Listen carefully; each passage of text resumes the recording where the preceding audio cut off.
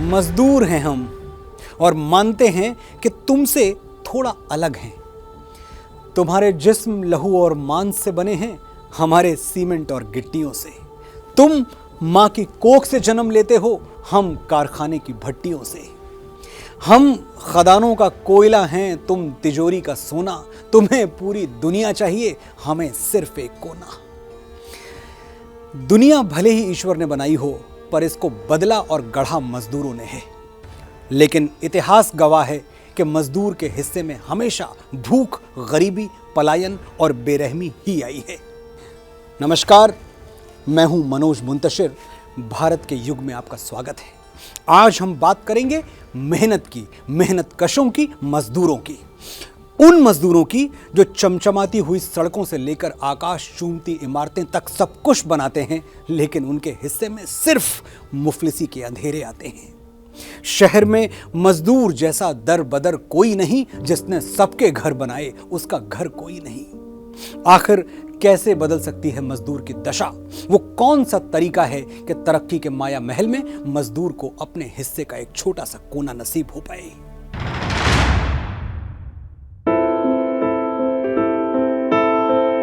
School की किताबों में आपने ये पढ़ा होगा कि श्रम दो तरह का होता है, एक कुशल श्रम और दूसरा अकुशल श्रम। स्किल्ड लेबर और अनस्किल्ड लेबर के इन दोनों ही पैमानों पर देश की हालत ठीक नहीं है। Centre for monitoring Indian economy and Indian society for labour economics की रिपोर्ट के मुताबिक 2020 में देश में लगे लॉकडाउन के दौरान करीब 13 करोड़ लोग बेरोजगार हुए थे। कोरोना महामारी से पहले साल 2019-20 में 40 करोड़ 89 लाख लोगों के पास रोजगार था। वहीं साल 2021-22 में 40 करोड़ 18 लाख लोगों के पास ही रोजगार है, यानी 71 लाख लोग बेरोजगार हुए हैं। इन आंकड़ों से जाहिर है कि संगठित और असंगठित दोनों क्षेत्रों में करोड़ों लोगों के लिए रोजगार बेहद मुश्किल सवाल बन चुका है। चिंता की बात यह है कि बेरोजगारी की एक बड़ी वजह कौशल की कमी है और इसीलिए देश में डिग्री वाले बेरोजगारों की संख्या सबसे ज्यादा है।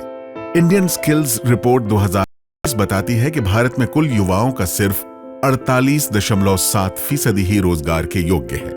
2021 में यह आंकड़ा करीब 45.9%, 2020 में 46.2% और 2019 में 47.3% था।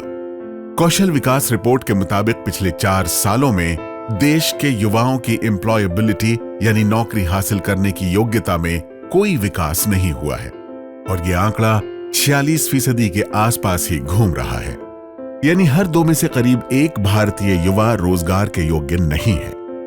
दरअसल ई कॉमर्स, IT और BFSI से लेकर फार्मास्यूटिकल सेक्टर तक देश में करीब 90% नौकरियां ऐसी हैं जिनके लिए किसी विशेष स्किल की जरूरत होती है और यही वजह है कि ऊंची डिग्रियों के बावजूद ज्यादातर युवाओं को नौकरियां नहीं मिल पाती हैं। Amazon वेब सर्विस की रिपोर्ट के मुताबिक साल 2025 तक भारत में इंटरनेट बिजनेस में 9 गुना ज्यादा डिजिटल वर्कर की जरूरत होगी, जो देश के कुल कार्यबल का 12% है। लेकिन रिपोर्ट के मुताबिक भारतीय वर्कर्स को इन रोजगारों के लिए 7 तरह की नई डिजिटल स्किल का विकास करना होगा। वर्ल्ड इकोनॉमिक फोरम के मुताबिक भविष्य में दुनिया में 100 करोड़ नौकरियां अकेले टेक्नोलॉजी पर ही आधारित होंगी और इसीलिए जहां नई नई तकनीक में महारत हासिल करना देश के युवाओं के लिए जरूरी है, वहीं देश के भविष्य के लिए लोगों का कौशल विकास आज की एक बड़ी जरूरत है। हमारे युवाओं के लिए स्किलिंग, रीस्किलिंग और अपस्किलिंग का मिशन अनवरत चलते रहना चाहिए।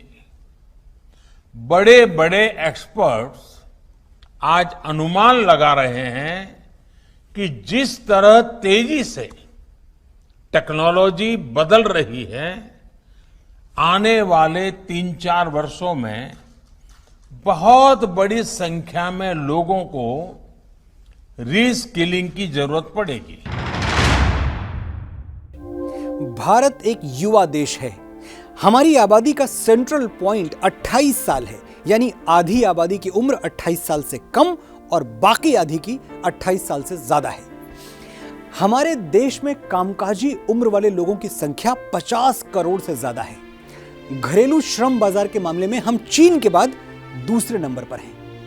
हर साल कॉलेजों से करोड़ों बच्चे निकलकर वर्कफोर्स में शामिल हो जाते हैं, लेकिन हाल के सर्वे से पता चला है कि भारत में ऐसे युवाओं की बड़ी संख्या है जिनके पास रोजगार पाने के लिए जरूरी कौशल नहीं है। सवाल यह है कि युवाओं को कुशल बनाने में आखिर क्यों पिछड़ रहा है भारत?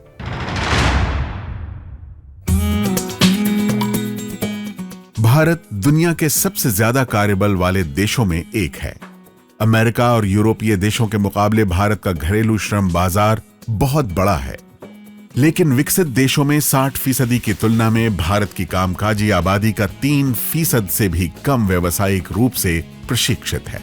और इसीलिए जर्मनी और अमेरिका के 40% और चीन की 24% स्किल्ड वर्कफोर्स की कमी के मुकाबले हमारे देश में 64% स्किल्ड लोगों की कमी है।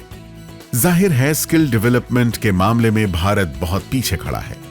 देश में स्किल्ड लोगों की कमी के पीछे शिक्षा की गुणवत्ता और व्यावसायिक शिक्षा की कमी जैसी वजहें हैं। वहीं ब्रेन ड्रेन भी बड़ी समस्या है। बड़ी संख्या में कुशल श्रमिक और अच्छे तरीके से प्रशिक्षित लोग देश छोड़कर विदेश चले जाते हैं। ऐसे में अगर बड़े पैमाने पर लोगों को कुशल बनाया जाए तो न सिर्फ देश में बेरोजगारी मिटेगी, बल्कि आर्थिक तौर पर मजबूत और आत्मनिर्भर भारत का सपना भी साकार हो सकेगा। आज दुनिया में स्किल्स की इतनी डिमांड है कि जो स्किल्ड होगा वही ग्रो करेगा। ये बात व्यक्तियों पर भी लागू होती है और देश पर भी लागू होती है। दुनिया के लिए एक स्मार्ट और skilled manpower solutions Bharat दे सके, ये हमारे नौजवानों की स्किलिंग स्ट्रेटजी के मूल में होना चाहिए। जनवरी 2021 की वर्ल्ड इकोनॉमिक फोरम की रिपोर्ट के मुताबिक स्किल को बढ़ावा देकर भारत रोजगार देने वाला दुनिया का दूसरा सबसे बड़ा देश बन सकता है। इससे 2030 तक अमेरिका में जहां 27 लाख तो वहीं भारत में 23 लाख नई नौकरियां पैदा हो सकती हैं। एक अनुमान है कि साल 2030 तक भारत के 65% यानी 100 करोड़ युवा नौकरी करने की उम्र में पहुंच जाएंगे, यानी उन्हें नौकरी चाहिए होगी। ऐसे में बड़ा सवाल यह है कि देश में इतनी नौकरियां कहां से आएंगी, और इसका जवाब भी स्किल डेवलपमेंट में ही छिपा है। दरअसल बिना स्किल डेवलपमेंट के युवा शक्ति भी भारत को सुपर पावर नहीं बना सकती है। किसी भी देश की राष्ट्रीय आय तभी बढ़ती है जब लोग हाई स्किल्ड जॉब्स में होते हैं। और इसको ध्यान में रखकर 7 साल पहले स्किल इंडिया मिशन और उस्ताद जैसी योजनाएं शुरू की गई थी, जिनका मकसद युवाओं को पारंपरिक कलाओं और तकनीकी कामों की ट्रेनिंग देकर हुनरमंद बनाना है। हमारे बुजुर्ग कहा करते थे, हुनर सीखो, हुनरमंद बनो। स्किल डेवलपमेंट भी ठीक वही चीज है। कौशल विकास का मतलब है ऐसी शिक्षा या ट्रेनिंग जिससे रोजगार मिल सके। स्किल डेवलपमेंट की बात देश की दूसरी शिक्षा नीति में भी की गई थी और तीसरी राष्ट्रीय शिक्षा नीति का फोकस भी इसी पर है। दरअसल कुछ ऐसा ही यूरोपीय देश फिनलैंड में भी होता है, जहां बच्चों को 16 साल की उम्र तक पढ़ने के बाद वोकेशनल स्कूल में जाने की आज़ादी होती है। आप भी देखिए आखिर कैसे छोटे से देश फिनलैंड ने स्किल डेवलपमेंट का प्रोजेक्ट 50 साल पहले ही शुरू कर दिया था।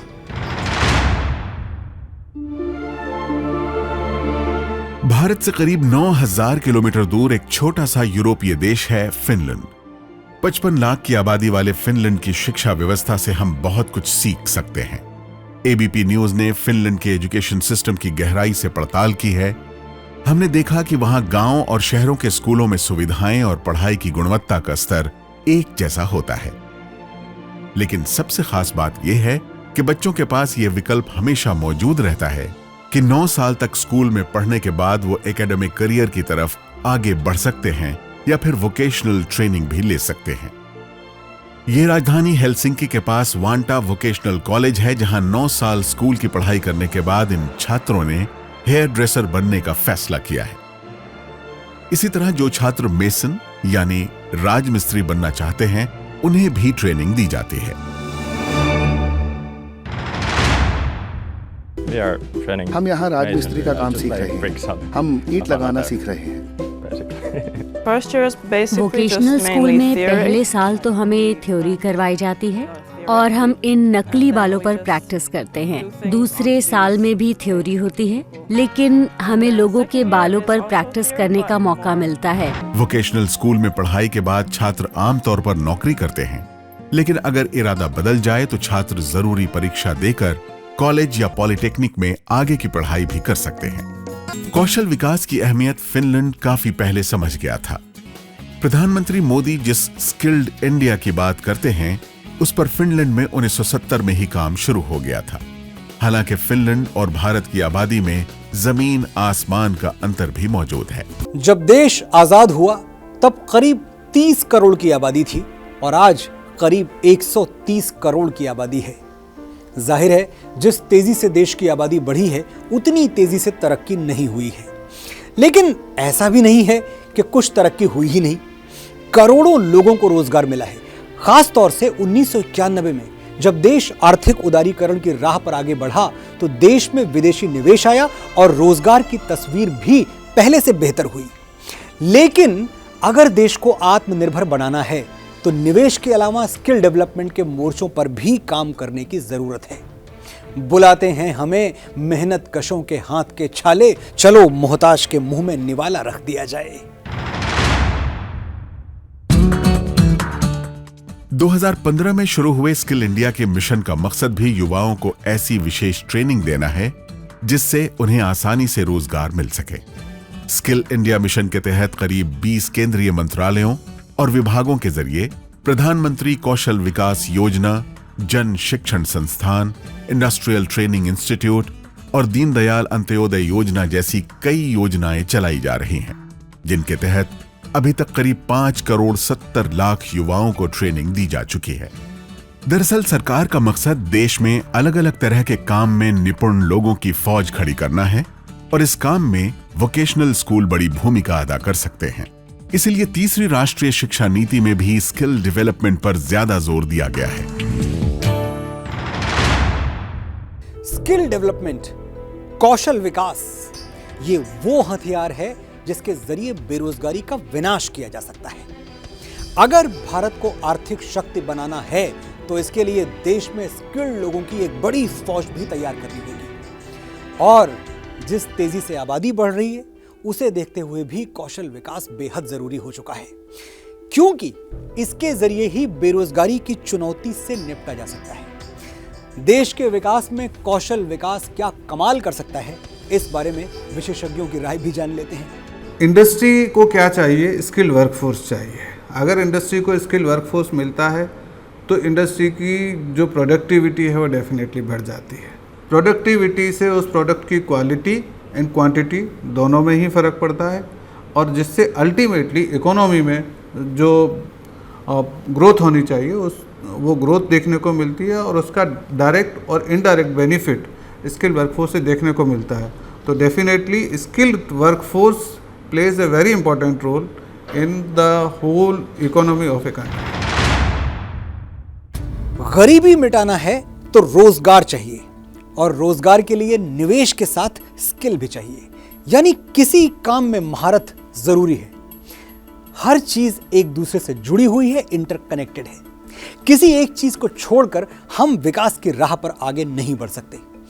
और जो बेरोजगारी तरक्की की राह में सबसे बड़ी बाधा है, उसे तो स्किल डेवलपमेंट के हथियार से ही खत्म किया जा सकता है। दूसरा कोई रास्ता है ही नहीं।